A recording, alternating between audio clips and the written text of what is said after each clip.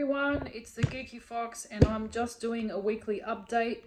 And as you know, you probably noticed below each video, YouTube video upload that I've, even the previous ones that I've uploaded onto my channel, you probably have noticed, if you are new or you are an existing subscriber, you probably have noticed that I've finally got my ebook links below every video. So I finished those officially quite some time ago, but you know, as discussed in some of my past videos, I was kind of halting a lot of the content underneath my YouTube videos because I did have something personal going on within my immediate family. So that has been sorted, thank God.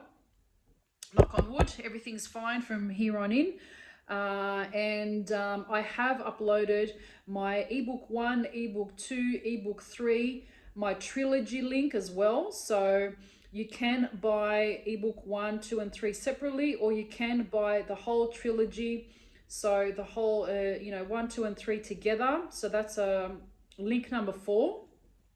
And the workbooks that accompany each ebook are completely free, so there's no separate links for the workbooks. They are included if you purchase ebook 1, 2, 3 or the trilogy package. So don't worry about buying workbooks. They're totally for free, and they're not sort of 2-3 page questionnaire workbooks. They're quite extensive.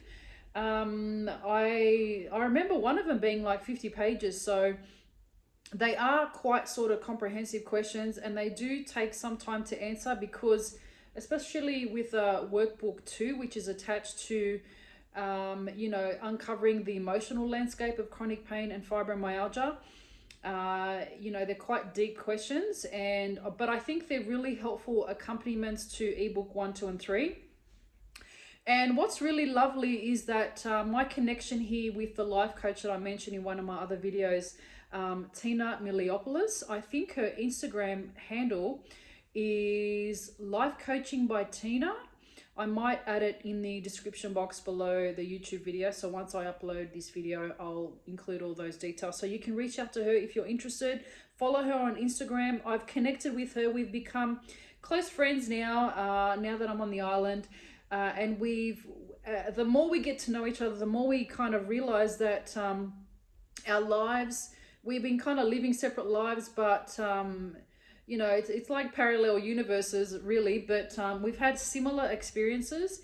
We're the same age. We were both born in Sydney. Our parents are both her parents are from Patmos, Greece, and my father was born here. So we have a different connection. It's funny because she's a life coach. She came back and lived here from the age of 14, and she's 46, my age now.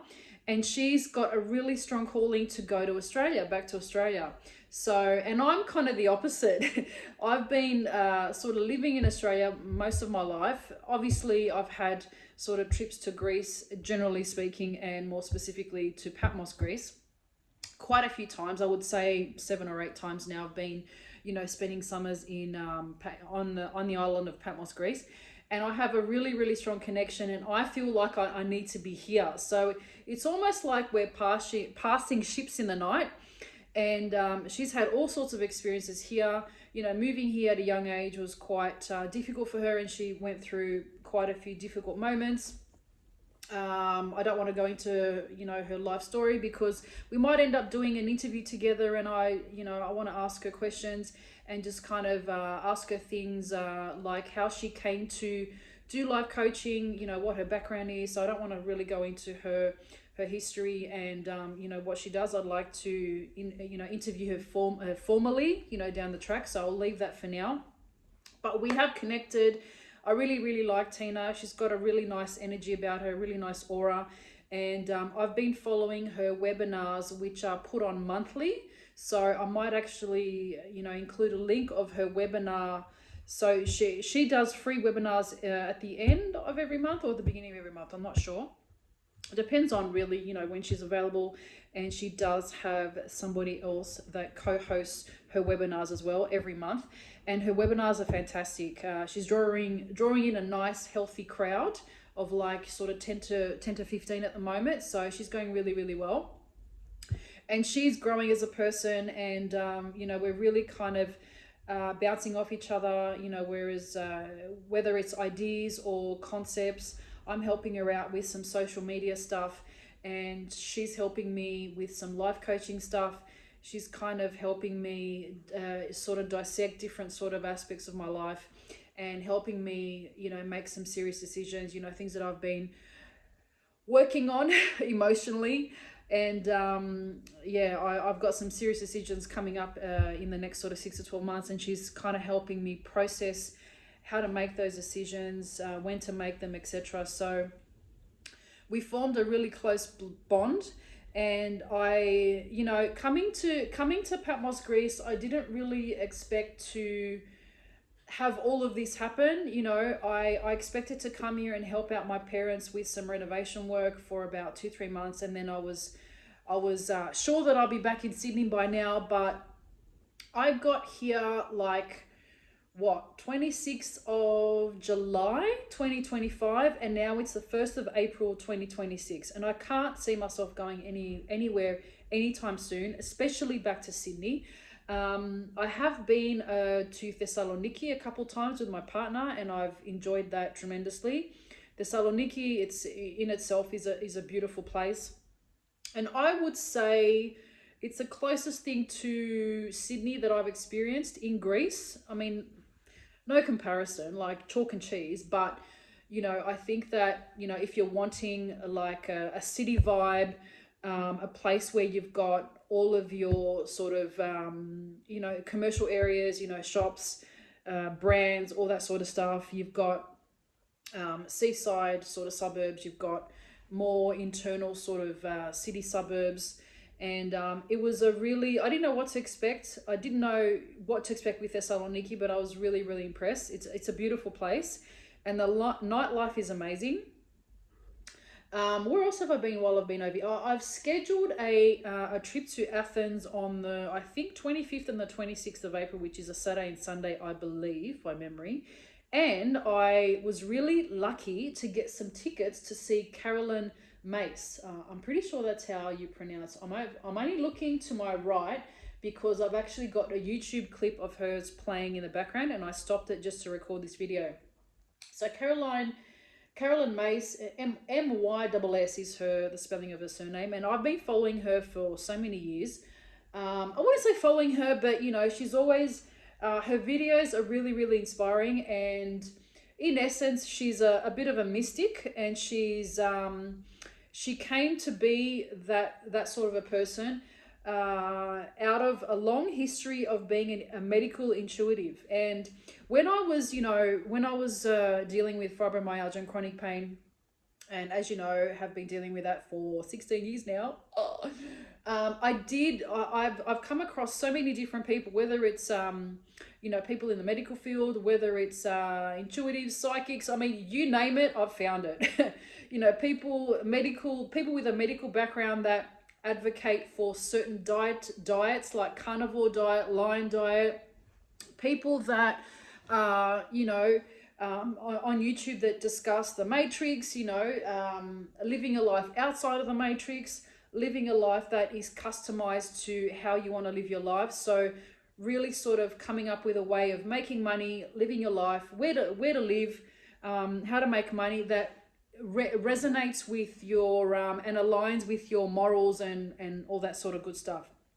So where was I? So okay, so I was talking about Carolyn Myss. So while I was sort of you know, coming across different people along on the journey of chronic pain and fibromyalgia, I came across all sorts of different types of people on YouTube, because you know, when you are going through such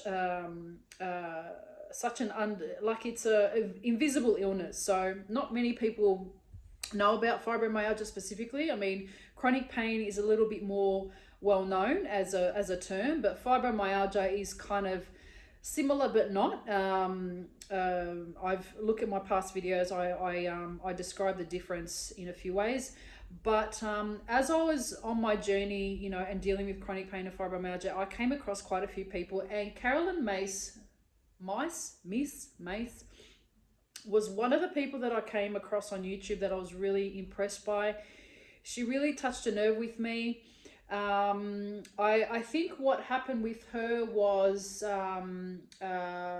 through no sort of, she didn't really plan on becoming a medical intuitive, but as she grew into an adult, from an adolescent to an adult, she found that she could really easily read people and figure out what was wrong with her medically.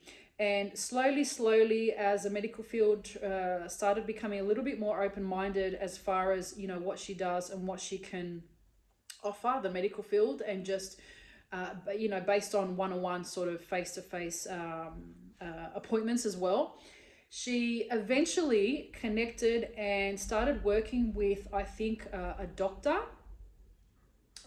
or a surgeon. I'm not sure. I'll get the specifics of it, and I might sort of just add some content and information about her below the YouTube video. But I came across her, and she eventually connected with a doctor, and they started working together because she was so good at what she was doing.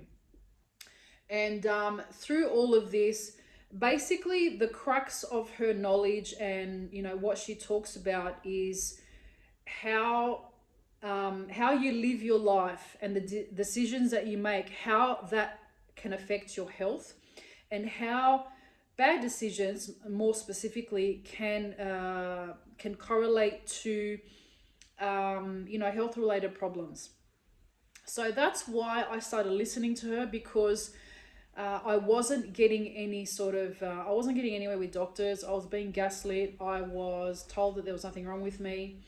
And I was left to my own devices. And I ended up having to listen to people like Carolyn, Myss, and a whole array of other people, because I was searching for answers. And she comes from a different perspective. And I think that if I had come across her early on, I think I would have been bamboozled a bit, and it would have been too much information for me to process and digest.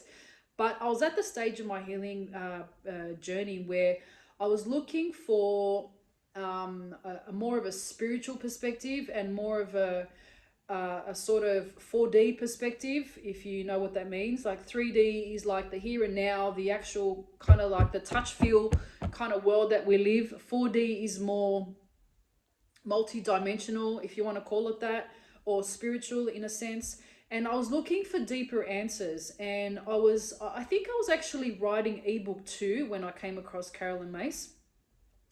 And it really kind of helped me form the backbone of ebook 2 as well, because I was talking about uncovering the emotional landscape of chronic pain and fibromyalgia. And she really helped me understand the inner workings of how long-term micro decisions can actually manifest into health problems if you are not listening to your body, if you are a people pleaser, if you are somebody that does have a strong inner guidance system but does not listen to it.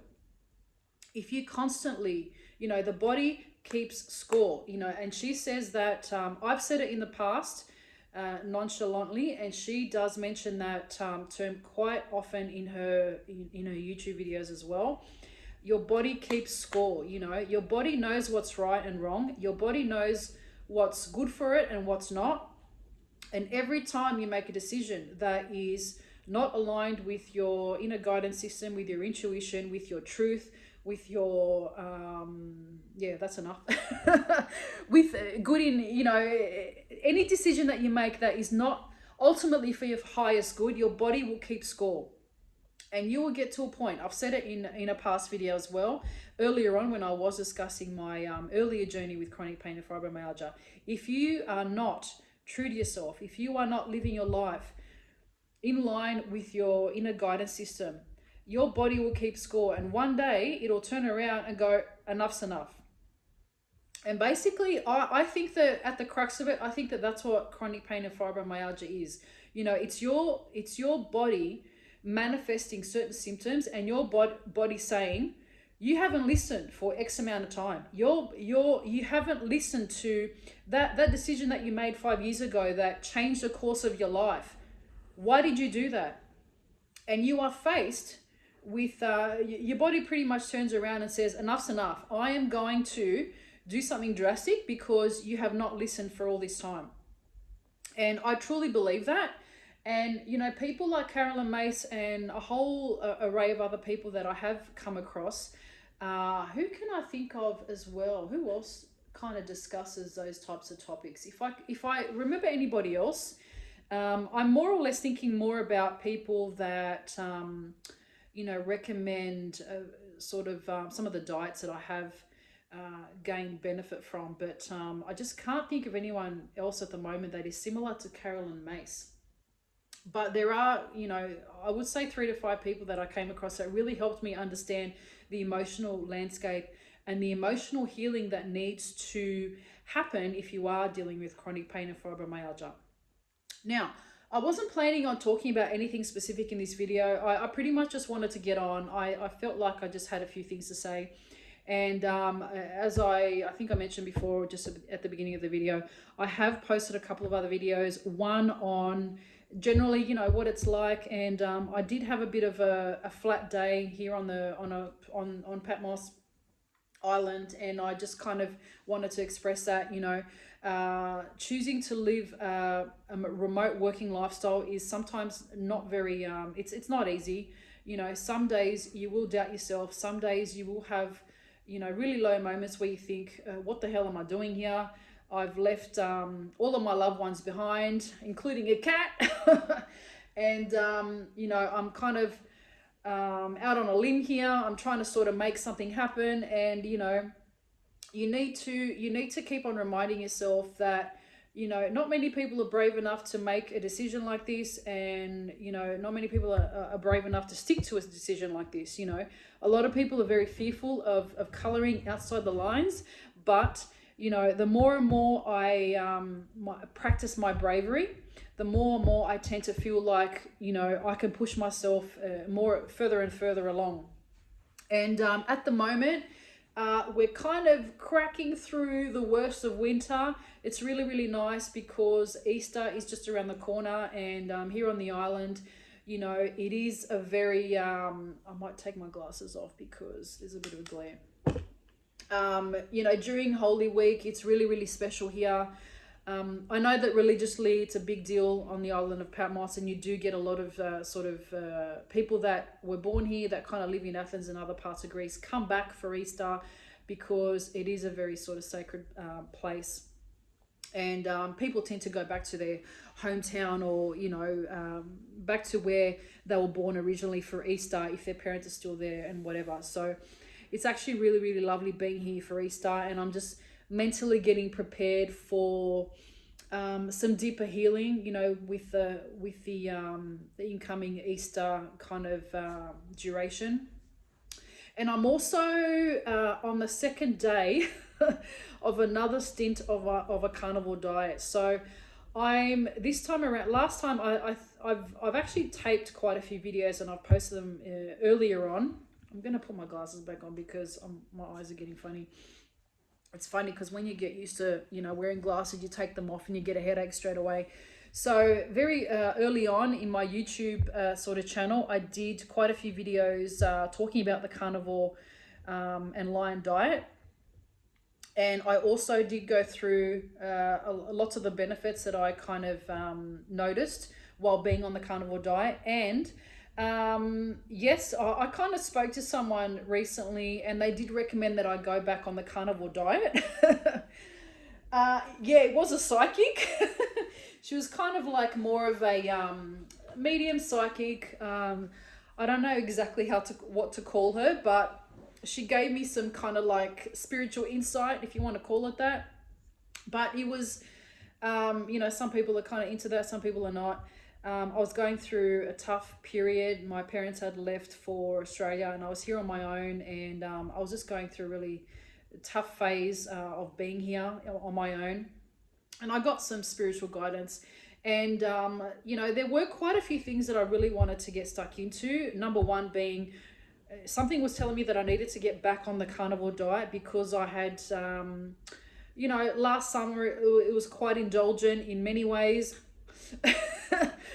Alcohol, coffee, drinking out, sort of, you know, lots of gluten and lots of everything really. And it kind of seeped into the winter months. You know, I met my partner and we were kind of like eating at home every night and not really sort of exercising. He put on belly, I put on a belly, everyone's put on belly. And we got nice and relaxed, and we kind of just got into cooking at home and stuff. So we've both put on a little bit of weight, and I felt like I needed to go back onto the carnivore diet. And this is a really good time to do it, just before summer comes around, before bikini season is here. But just generally, I felt like my body needed a little bit of a filter. I felt like my body needed a little bit more of a boost. So I thought that, you know, being on the carnivore diet would help. And, you know, when I did actually talk to the psychic, she did say that, have you heard of the carnivore diet? You know, and she actually recommended I get on the lion diet, which is even stricter than the carnivore diet. So I'm on day 2. I've stuck to it so far. It's only been 2 days, so anyone can stick to a lion diet for 2 days. My only sort of weakness is coffee, so I'm still drinking my coffee with a bit of sugar and milk, and I really need to cut that out eventually. But I'm finding that, and I did find that the hardest when I did the carnivore diet last time.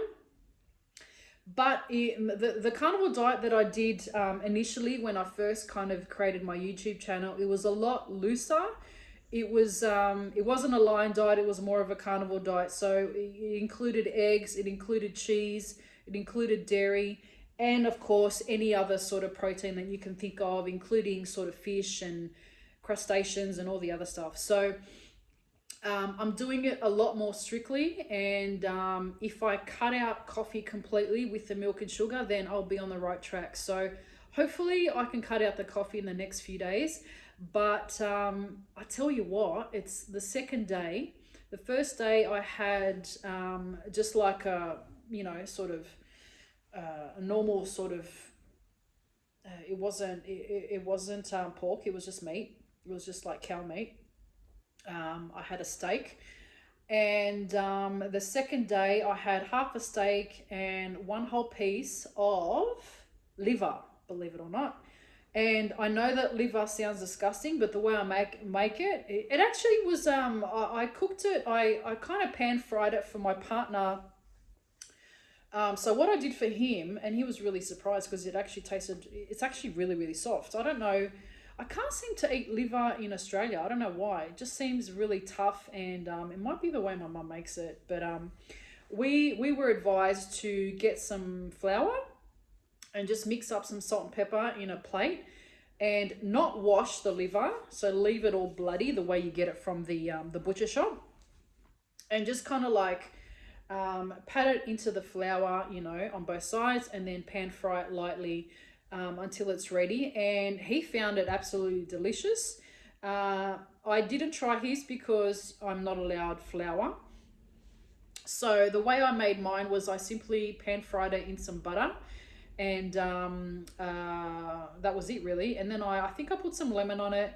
I know that on a lion diet you're probably not allowed lemon either, but I was a little bit lenient with myself. But he said the liver in the flour and the salt and pepper was absolutely delicious.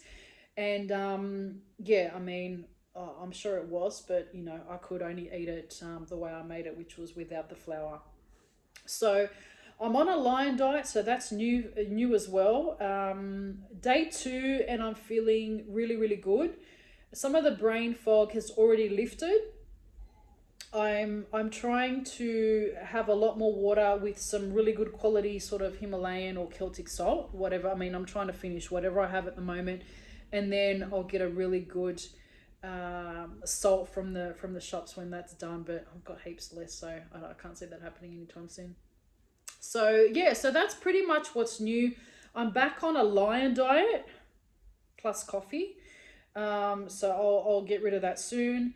You know, we're headed into Easter, and slowly we'll be getting ready for the summer season. I'm still trying to figure out whether my parents are going to be over here for the summer months. There have been some delays with me getting the Airbnb ready.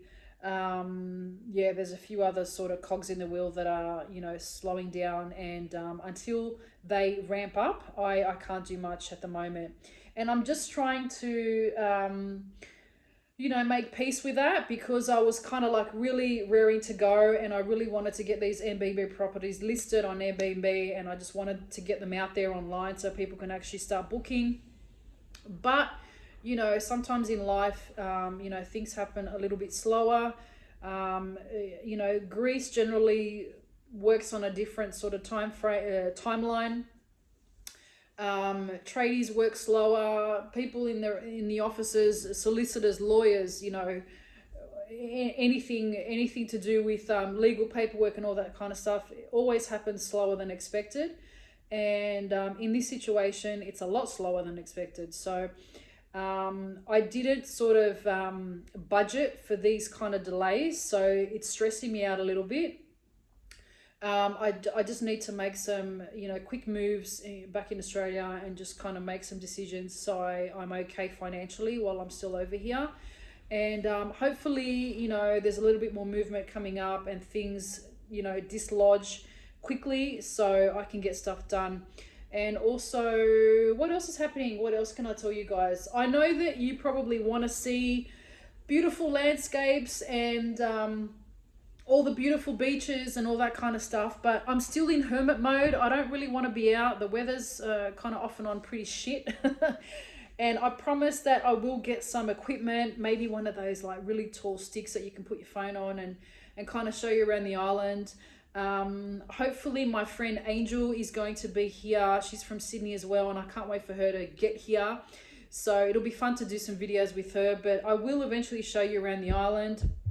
It's a beautiful place, but the weather is just shocking at the moment, and I've got a lot of paperwork to do. I've got my tax stuff to do, you know, for back home, for Australian tax as well. So that's kind of fallen on me, and I've just got a few things that I really need to get done before I can have some fun, and before I can get my hands dirty with this Airbnb renovation and decorating. So what else can I talk to you about, guys? Tina, the life coach that I mentioned before, she's also thinking about interviewing me. I don't know why. She thinks I'm pretty special. It's going to be pretty fun, actually. Like I have been included in, I think, all but one of her webinars. I do tend to log in whenever I can, and I think I've only missed one, and I've found them really inspirational. And all the ladies that log on are really, really lovely. And last time I was on the webinar, which was, I think, under a week ago, she had one, and we were discussing above the line versus below the line thinking. And I kind of thought it was a really good time to jump in, because she did encourage me to kind of like put my hand up virtually and kind of talk to the people in the, you know, in the Zoom call. And I felt like it was a good time to introduce myself and just touch on my story a little bit. So I kind of waited till the end of the Zoom call, and you know, her colleague said, "Oh, has anyone else got anything to say?" And I thought I'd just kind of chime in and sort of you know, introduce myself and tell the girls in the group a little bit about what I've been through, and you know, why I'm connected, and why I'm called to, you know, log on to these Zoom call meetings.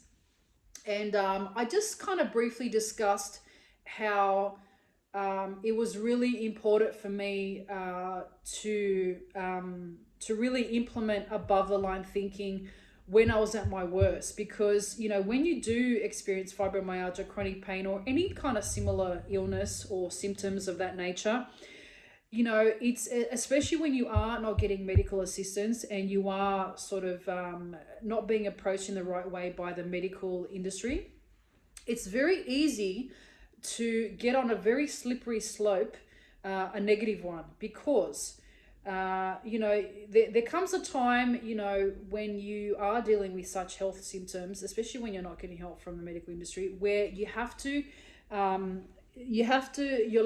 your own devices, and you're either going to step up, and you're either going to think above the line, or you're going to think below the line, and you are going to end up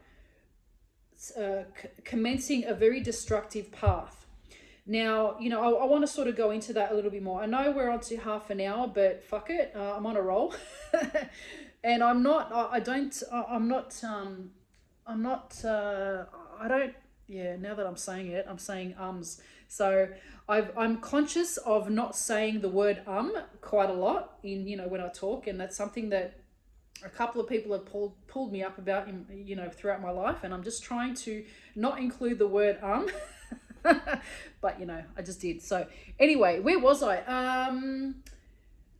Yes, so I was talking about, you know, being on the webinar with Tina and the other lovely ladies. So, and we were talking about above the line versus below the line thinking. Now, when I came to, I'm just thinking about the worst time of my journey. So the worst moments that I can think about, you know, when I was going through my chronic pain and fibromyalgia journey, I was at there was a very specific day and time where I had to really kind of, you know, take ownership and take accountability for my situation, because I wasn't getting any direction from anywhere else. You know, there wasn't a clear diagnosis. You know, every single test that I was actually going in for, you know, and, you know, whether it was specialists or GPs or whatever, all the tests that were coming back were normal.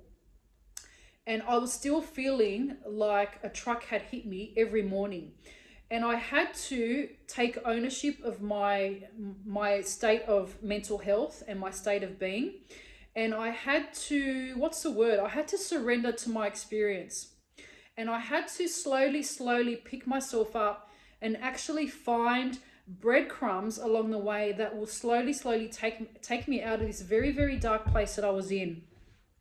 And that's what I mean by you need to maintain above the line thinking, because I could have gone down a much more destructive path. And what might that have looked like? I'll give you an example.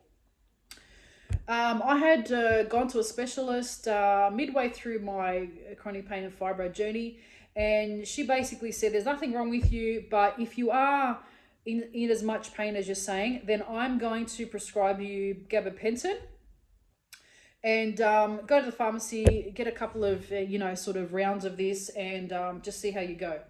I got a sort of like really, I got a not a good vibe, and but I did take the prescription, and I did go to the pharmacy, and I did get 1 or 2 rounds of this medication, and I went home. I remember this like it was yesterday. I went home and I sort of pulled the box of tablets out of the white sort of pharmacy bag, and I looked at it and it said gabapentin, and I said, oh, okay. And something in me didn't feel right. I just had I had a really flat feeling, and I said, Maria, this could be something that changes the course of your life. You need to really figure out, you know, and really be mindful as far as intuitively figuring out whether this is right for you. And at that stage, she didn't know what was wrong with me. I didn't know what was wrong with me. And I started kind of Googling gabapentin and what it was kind of prescribed for and the rest of it. And it gave me information basically saying that it was predominantly prescribed to people with epilepsy, and it was a form of it was like a muscle relaxant, and did a whole array of other things. And I thought, fuck this, man. I'm not going to take this fucking tablet. She doesn't know what's wrong with me. I don't know what's wrong with me. I don't know what side effects this medication could end up giving me. And in a split second, I picked up the tablets. I put my foot on the bin pedal in the kitchen. The bin kind of top flipped open, and I chucked them in, and I said, fuck that. That's what I said. I said, fuck that. And that was the moment where I decided to what do you call it? Above the line thinking. That was a moment where I decided that every single moment I had a thought, and every single decision I was going to make from that day forward was going to be above the line thinking. And I mean, don't get me wrong, I had days where I doubted myself. I had days where, you know, I thought that I was on a trip to nowhere. You know, I was researching, I was coming across different people. I was very confused about my symptoms. I didn't know. I was overwhelmed with information. I was overwhelmed with all the diet information, the get a grounding mat, get an EMF necklace, get a freaking, go on a carnivore diet, do salt baths, you know, get in the bath and put like 10 tons of freaking baking soda. And I can remember coming across these like recipes and thinking, fuck me dead, like, are you serious? That when I say I've tried everything, I've tried everything. So, I mean, I came across, I mean, I'm not knocking this because it actually helps. But I came across at one point a recipe for a bath soak that included borax, Celtic salt, baking soda, and something else. I can't remember. And I'm not knocking it at all. It did actually help, and it's a very valid recipe. The worst and most controversial thing that I've done is a turpentine protocol. So half of this shit I can't even remember, you know, because it was, I've been on such a long journey, and I've had moments where I was so fucking desperate that I tried pretty much anything that you can think of. And looking back, you know, I've got so much kind of life experience, you know, dealing with these kind of conditions, and half of it makes me laugh, some of it makes me cry. And but it's made me all the wiser, you know, looking back at it in hindsight. So I've gone off on a tangent. It's like almost a 40-minute video. Let's keep going and just see what happens. I'll try to make it a nice neat 40. But look, I've come to a place in my journey where my life is really messy at the moment, as I've mentioned in my last couple of videos. But I feel like the momentum's here. I feel like things are happening. And as far as, you know, the detox with the Lion diet, I think that I just need that last kind of push to kind of flush out some of the toxins and some of the, you know, things that I've been, you know, doing to my body the last sort of, I would say, 8 to 12 months. You know, I got a little bit lenient. I got a little bit sort of loose with my, you know, what I put into my body, the food that I'm eating, the way that I'm treating it. And, you know, my partner likes a little bit of a drink, and I was kind of like, you know, he was influencing me a little bit over the last sort of summer period. So I'm just trying to catch up and trying to clear out a lot of that, because I am preparing my body for a different level of health. You know, I feel like I need to help my body up to a different level. And I just want to get my frequency and my vibration a little bit higher, because I have been dealing with some family issues. My dad's been quite ill the last sort of, I would say 3 to 4 months. So that took a toll on my mental health and my sense of well-being. And I just feel like I need to, you know, get nice and limber. Is that the word, limber? I need to get nice and sort of like, I need to start moving my body. I need to flush out some toxins, and I need to get beach ready. Pretty much. I know it's an incentive, but it's not just that. It's I just feel like overall I need to step up my game, you know, and that's a good place to be at. You know, when you feel like you are ready to kind of step up your game, it means that you're, you know, headed to a different level. It means that you're ready to take on more, and it means that you're ready to have more fun, be more open, you know, be more open to experiences, and just generally be more open to connection as well. So it's like almost 39 minutes now. I'm going to leave it here. I'm going to listen to this video and see if it sounds ridiculous before I post it. But I think that, you know, my subscribers and anyone online might be a little bit, they might get something out of this video. So that's where my head's at the moment. That's what I'm dealing with, and that's what I'm experiencing. In due course, I will kind of get out onto the, you know, I'll drive around the island and show you guys the beautiful beaches and all that. I'm just waiting for the weather to get better. Hopefully, you know, I can have some really special moments during Easter, and I can take some of those and have some short videos of some of the churches that I go to. The churches here are spectacular. And it is a very, very, very spiritual, special place for me and a lot of other people that do come here and experience Patmos. So And I'll also try and get into a very sort of roped off church that I'm really strongly connected to, that has a very special place in my heart. So hopefully I can get in there one day and sneak some video footage and show you an icon that has pretty much brought me to my knees. You know, this is a whole different video, but there is, you know, I've seen a lot of icons in my day, and there are a lot of icons. You can't count how many icons and kind of frescoes and iconography there is on the walls in churches over here and all that. So they're everywhere. I think that Patmos Island is the Greek island with the most churches. So I might look into how many there are on the island, but there are more than any other place in Greece per square meter, I think, something like that. But the churches here are crazy.